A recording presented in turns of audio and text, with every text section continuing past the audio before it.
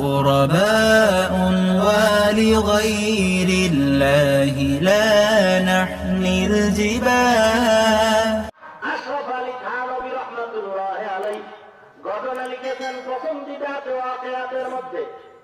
ঘটনা, রাস্তা দিয়ে মানুষ চলতেছে, একটা সাপ মানুষকে ডিস্টার্ব করে।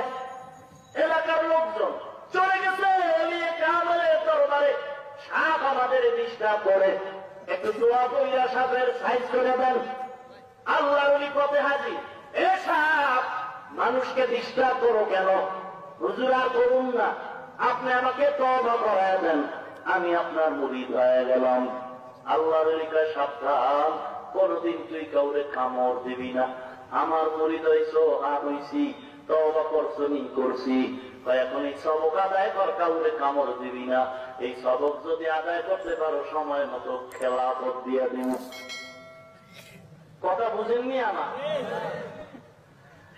কয়েকদিন পরে আল্লাহর ওলি আবার ওই পথ দিয়ে চলতেছেন, দেখে সাপ জানাজা বাকি পুরা ভর্ত হয়ে গেছে রোডের সাথে মিলে।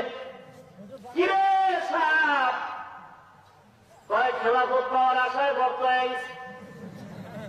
আপনি বলেছেন কামড় দিব না, সবক আদায় করেছি।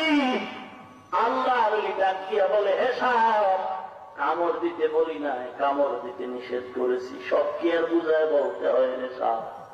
তোর জাতিগত একটা অভ্যাস, জিহ্বাটা নাড়ায় নাড়ায় ফোঁস করে যে আওয়াজ দাও, এটা তো নিষেধ করি নাই। কামড় দিবি না নিষেধ করেছি, ফোঁস করতে তো নিষেধ করি নাই। তুই কামড় না দিলেও ফোঁস করলেও তো তোর গায়ে কেউ বাড়া দিতে পারতো না।